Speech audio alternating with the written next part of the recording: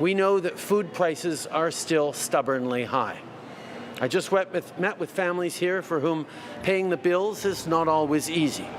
As they told me, groceries remain a huge part of their budget. If you are the 30-year-old stuck living in your parents' basements because the Liberals have doubled housing prices, if you can't fill up your tank with gas, if you're among the 4 in 5 families that have cut their diets because they can't afford food, the last thing you would want is a tax hike on your paycheck and on your energy use. Will the Liberals therefore cancel those taxes? Do you know how much 2 heads of broccoli cost in Canada? $11.44. Yes, you heard that right.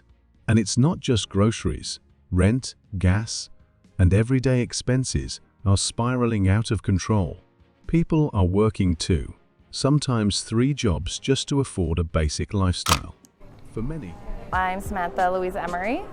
I'm working 2 jobs right now, so one full-time and one part-time, but I need both of them to pay my bills every month, my rent and groceries, so just working all the time. For many, living in Canada has become impossible. Just a few years ago, a 2-bedroom apartment in Toronto cost around $2,400 a month. Now, that same apartment will set you back $3,300, a 25% increase per year. In Vancouver, it's even worse. Across the country, rent has been rising faster than wages, making it nearly impossible for most people to afford a decent place to live. Mass immigration without having like services in place. People coming sold on this amazing life that we have, but a lot of people that are coming here are seeing like can't afford rent. And it's not just rent. Food prices have skyrocketed, and millions of Canadians are turning to food banks just to survive. In fact, over 2 million people needed food assistance in a single month. But why is this happening? What has changed? Canada was once seen as a land of opportunity, offering a high quality of life, affordable housing, and a welcoming atmosphere. But today, things feel different.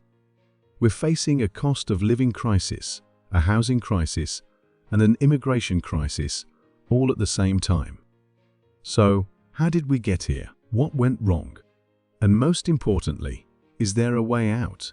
Let's take a closer look at why living in Canada has become impossible. If you feel like your paycheck doesn't go as far as it used to, you're not imagining things. The cost of everything in Canada has skyrocketed. It's not just groceries. Everything is getting more expensive, and Canadians are feeling the squeeze.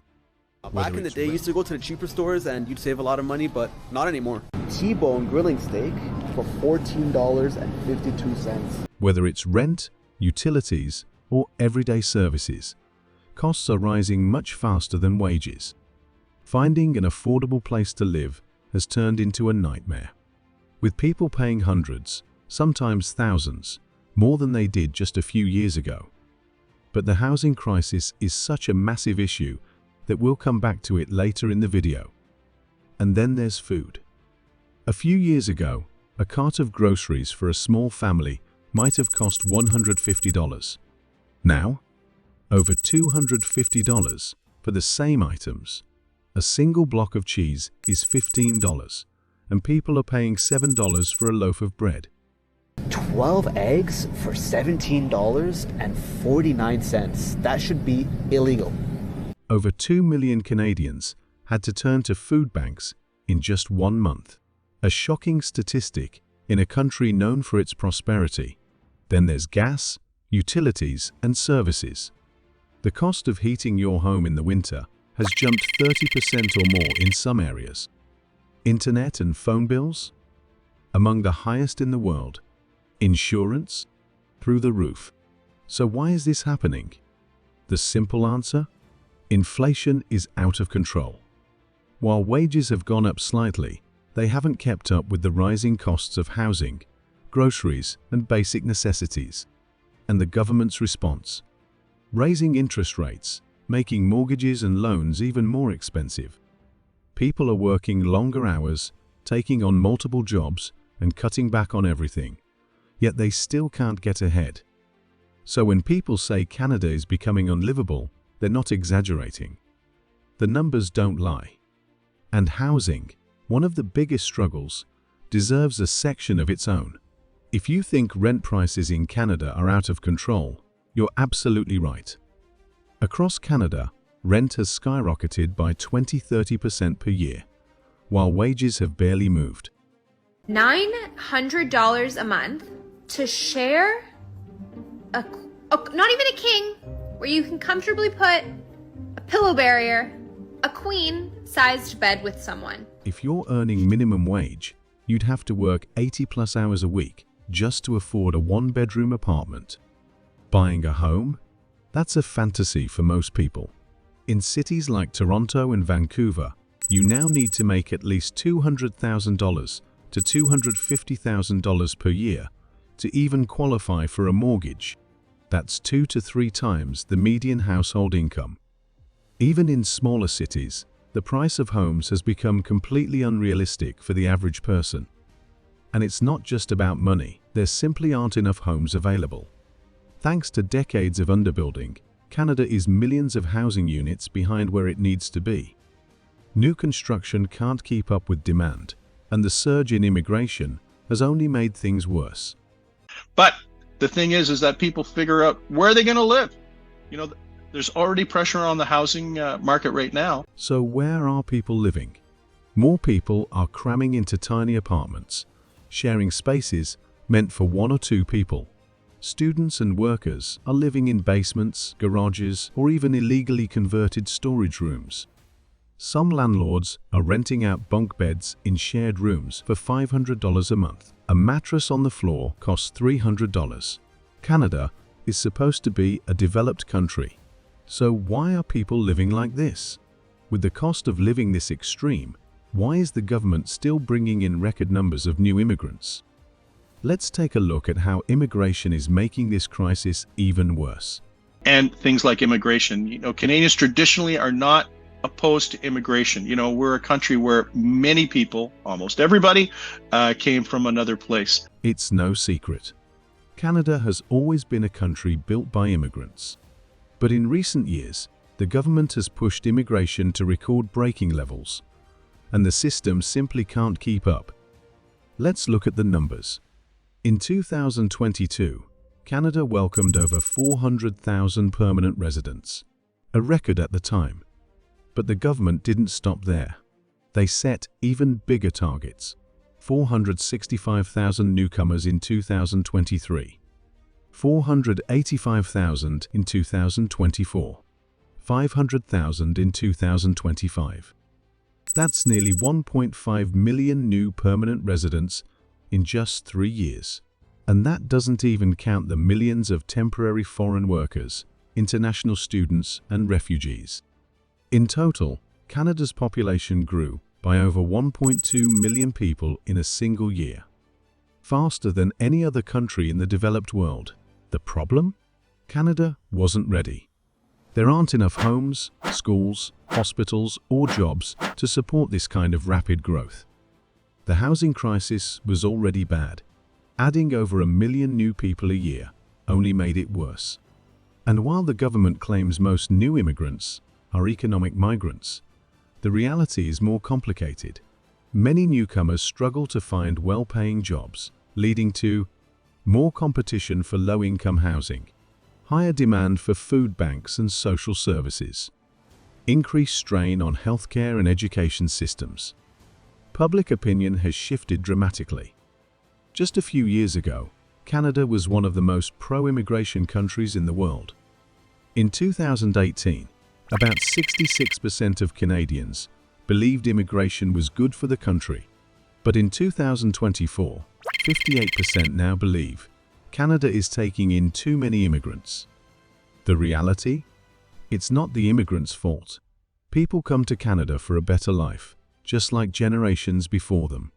But the government failed to prepare for this rapid population growth, and now everyone is suffering.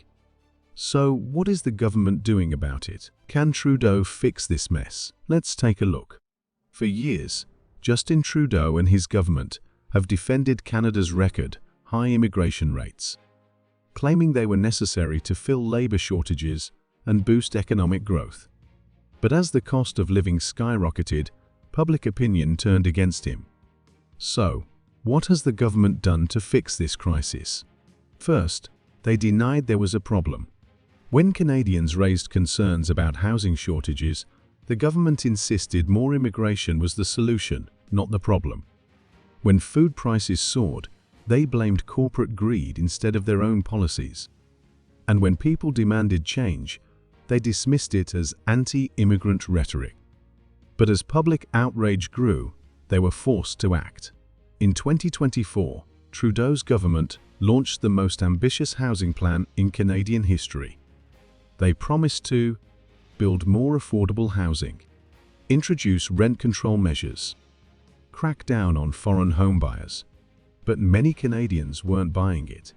And then came the biggest policy reversal yet. Trudeau finally admitted the government made a mistake. In early 2025, the government announced a plan to reduce immigration over the next 3 years, in an effort to stabilize population growth.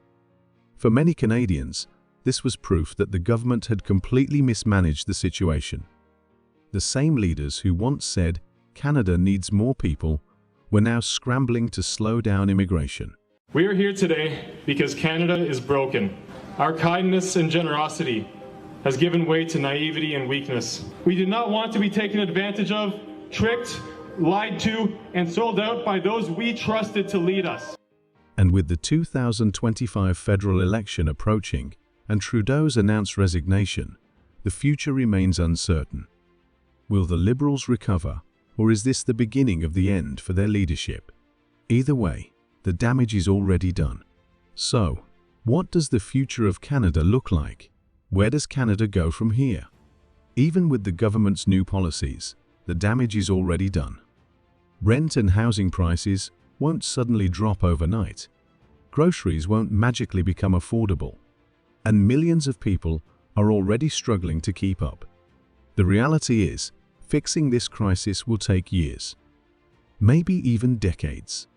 Experts suggest some possible solutions. Massive investment in affordable housing to meet demand. More restrictions on foreign homebuyers and corporate landlords. Better immigration planning to ensure Canada can actually support new arrivals. Higher wages that keep up with inflation. But will the government take these steps? That depends on what happens in the 2025 election. With Trudeau stepping down, the question now is, will his successor follow through on his promises? Or will a new leader take a completely different path and try to undo the damage? One thing is certain. Canada has changed. The dream of affordable living, stable jobs, and a high quality of life is slipping away. And unless real change happens soon, living in Canada might become impossible for even more people. And here we are. Thank you for watching until the end. This video took a ton of research to put together, so if you found it interesting or eye-opening, do me a favor. Hit that subscribe button. It's totally free, and it really helps push this video to more people. Plus, let's be honest, Canada isn't getting any cheaper, so subscribing is one of the few things left that's still free. Thanks for watching, and if you're interested, check out one of these other videos next.